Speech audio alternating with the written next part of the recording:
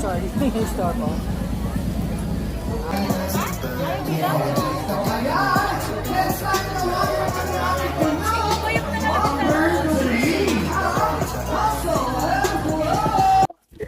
Hi guys! Welcome to Happy Tummy Vlog! Nandito nga tayo ngayon sa shrine, sa pinaglabanan ng shrine. At nandito ngayon ang San Juan Food Bazaar. Nandito ang mga favorite nyong food. Kaya naman inisa-isa ko dito para makita nyo na just in case gusto nyo rin puntahan at i-check kung nandito nga ang mga gusto nyong food o yung cravings nyo for the day. Ito ngayon ay Friday night. Meron ditong dance contest. Pero alam ko nag-dance contest rin kahapon, pero may dance contest pa rin ngayon. Tapos bukas daw, may nakasalubong ako. Ang sabi niya, meron daw mga guests. Andun daw kasama ang AGs.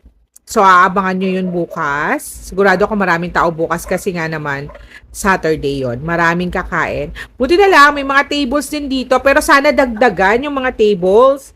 Kasi marami talaga nagda-dine in. Tapos ang dami talaga nag-aagawan.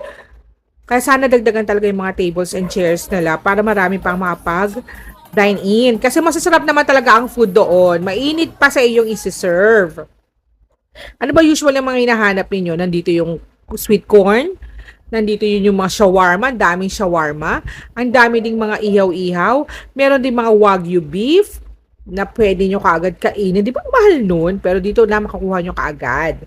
Tapos marami din dito. Nakita ko mga drinks. Iba't ibang uli ng drinks. Mga coffee din. Mga fries. Mga tusok-tusok. Sobrang dami talaga. Hindi mo na nga alam kung anong gusto mong kainin eh. Kami naman, nagpunta lang dito para bumili ng take-out kasi malapit lang naman kami dito nakatira. So, bumili lang kami ng take-out namin. At medyo mainit lang, kaya kailangan kung pupunta kayo, may dala kayong mga, alam mo yun, yung portable fan ninyo, mga Jizo Life ninyo. Ayan, dalhin nyo yun. At magdala rin ng panyo o pamunas ng pawis kasi mainit talaga. Dahil maraming tao, tsaka maraming usok.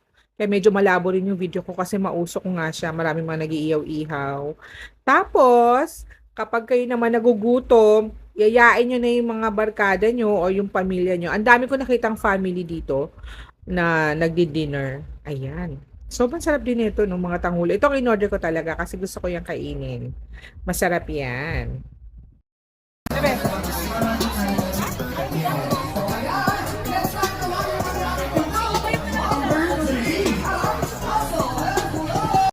Ayun lang, ito lang yung nabili namin. Thank you for watching. See you on my next vlog. Bye!